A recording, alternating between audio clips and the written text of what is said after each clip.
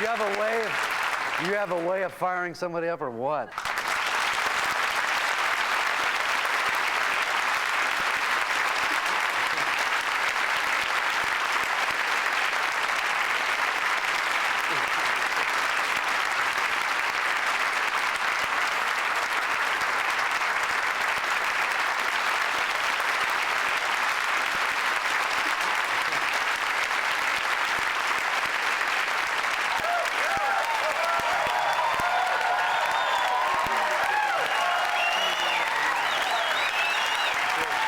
There's things that I have heard and observed over the years that when I first got married, I had no idea that any of this stuff existed. I thought you just get married and that comes natural and there's no problems.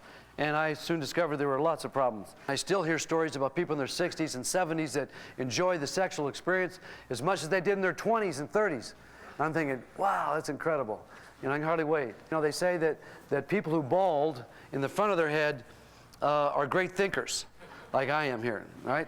And they say that people who bald in the back of their head, like I am, are great lovers. But they say people who are balding in the front and the back, like me, only think they're great lovers. You tell me about your sexual life, I'll tell you about my own. What I have found is that women have said to me in numerous studies that I've done, interviews, personal interviews, group interviews, written interviews,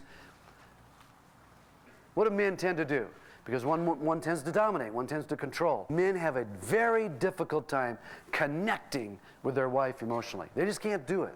Their greatest physical need basically is to be held, kissed, romanced. Not necessarily the sexual area. That's why they're just trembling over there on the other side of the bed. And you're trying to figure out what's going on. And part of it is because that release is not there. I have a friend who we've mentioned before, who's very loving, and he really taught me how to feel more relaxed and comfortable hugging a male. I never hugged when I was growing up. My father never hugged me. So that this was the first man who really came into my life, and when he would see me and I'd see him, I'd go, ooh, I'm gonna get hugged. And he'd go at me and put his arms around me and give me a big hug, and sometimes he'd kiss me on the cheek and I'd go, oh, gee. George, whatever happened to our sex relations? On their honeymoon night, this is what he did. They're having a conflict by the time they get to the motel room. So he's taking his pants off, a massive person. She reaches over in her suitcase and she pulls out a little, dinky pair of panties and she shoots them over to him. And she says, try those on. And he picks them up, and he looks up and he says, these are huge, I can put these on. They're too big.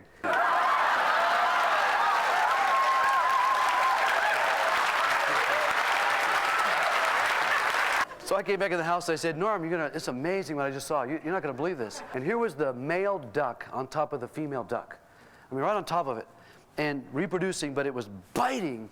It was like the rough sex type of things you hear about. It was biting the neck and the head of this female. And I was looking at that, I'd never seen anything. Wow. She said, really? She says, well, I tell you what, if I see him do that, I'll lock him up in the cage for 7 days. He won't have any sex with her for 7 days, because men should be locked up if they treat their women like that. Yeesh, I just wanted to tell you about the ducks. Let's get the 4 areas that can mutually satisfy any husband and wife. Number 1 is when you experience mental intercourse. Of course, we're not talking about pornography. We're not talking about, thoughts. We're talking about mental intercourse. To understand meaningfully, mutually satisfying sex, it has to be seen that intercourse means getting to know somebody intimately. That's why we can have mental intercourse. With all the advertising, you can't even sell a car on TV without this half-dressed woman that looks like she's had something sprayed on her for a dress. And they sell everything with sex because it's an act. It's not an act. We took this one trip to Hawaii, and I knew that Hawaii, romance, hula skirts, luau's, all those things, woo, it's going to be a really good time. I know what I can do.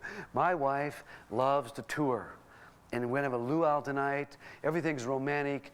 Let's do that. So I say to her, hey, how would you like to travel around? It was in Maui. How would you like to get in the car? We'll look at the sights. What do you think? Oh, I would love to do that. So we get in the car. We're driving way up to the north part of Maui. I look at the gas gauge, and we are way below empty. So I instantly realize, well, there goes your experience in Hawaii. Because the relationship doesn't look like it's going to be really good today. So I don't say anything. I'm going to rent a car, and I'm coasting down the hills, and I'm very carefully going up the hills. And she's noticing something's different. And so she says, what's wrong? I said, nothing.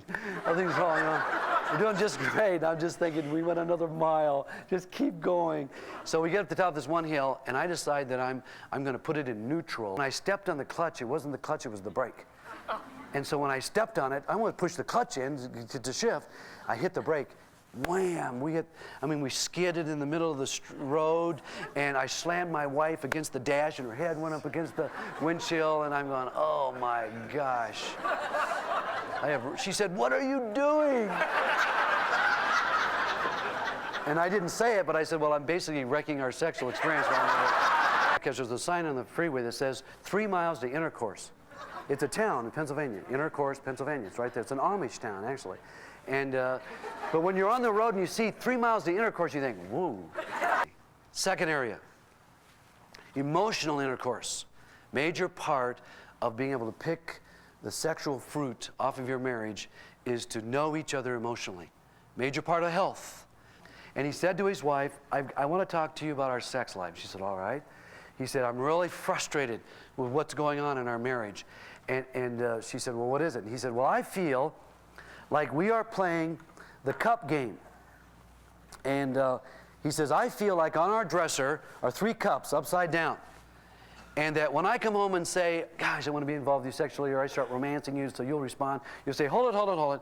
Go over to the dresser and check the cups. If you find the one with the bean under it, well, then we'll be involved sexually. If there's no bean there, there's no sex tonight for you. So he goes over, ooh, no bean. He says, that's how I feel every night. He said, I know there's a bean, yes, there's a bean under there, but during the day what you do is shuffle these around, and I never know where it is, and it seems like I can never find the one with a bean in it, and I want to know what's it going to take to have 3 beans into those cups.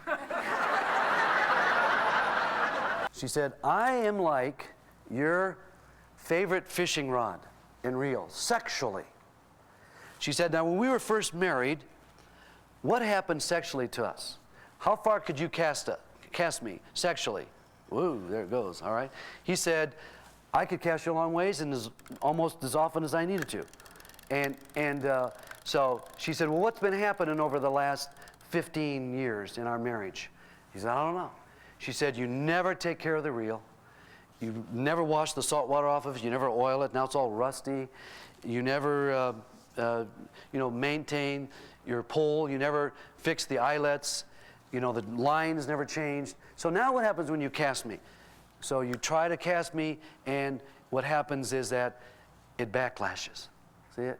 Didn't go very far, as well as it's all backlashed, and I don't respond, right? And he said, that's absolutely true. He said, okay, how do I have a new rod, new reel, new line, so we can have the same thing we had when we were younger? You just put your arms around me and hold me and say, how's your day been? I've missed you. I love you. Maybe sit down on the couch and talk for a while. Maybe your arm around me. That's oil to the reel. And he said, oil to the reel. I got it. Does that make sense to us?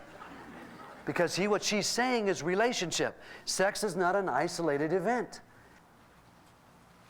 3, physical intercourse. Aha. Now we're getting there. Right? No. Wrong.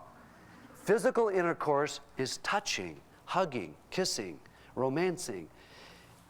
Actual insertion is a small part of the actual sexual experience. You know what happens when you pet a dog or a cat? What happens? They flop over. They're just little legs. And what happens? We did a study when I was in the university. I'm sure they don't allow it anymore. I mean, they can't. I'm sure they can't. It's probably illegal. I would stand the same distance from each patient in the bedroom. How much hair do you really have? But we had a professor who was a sex expert about rats. When you take rats, little baby rats that are born, and divide them, the litter in half, A group, B group. You take the A group, we did this. That's why I say they probably don't allow this anymore. We touched all the A group, fed both groups the same amount of food, but we touched the A group, we never kissed them or anything, but we, hugged on them and rubbed them. And then the B group we never touched, never allowed them to be touched. Boom, boom, boom, hit the cement floor about 6 foot. All the little A groups would scamper off and all the B group would die. The last one, fourth one, is spiritual intercourse. That's praying together, worshiping together, attending studies together, retreats, the whole experience. I've been told by a number of couples how enriching the relationship is when they pray together. So that's the reason I brought this tree up here, is that this is kind of like the sex tree, let's say. But it's the whole relationship together. And if we nurture this tree and keep it healthy, we're going to have fruit on it. If we neglect this tree and don't nurture it, then it's probably not going to have fruit on it. Then let's say we get really impatient in the springtime and it's got all kinds of blossoms on it. We go, ooh, do I remember the taste of the apple? And we get impatient and even get on each other's case that we haven't had fruit lately. But here's a few blossoms and we think, whoa, blossoms, the taste of apples. So we start picking the blossoms off and go, This doesn't taste like that fruit. That's because we're impatient. So when you pick the sexual fruit in your marriage, it comes as a result of a good relationship. So anytime you want, basically, you come in and pick off the fruit, if I can get it off here, and you can eat it. And it's delicious. Why? Because you've nurtured the sex tree, the relationship. So that's what I encourage all of us to do. Because isn't that been the theme throughout? Healthy, talk, feel, think, connect. Then these things become the fruit of that relationship.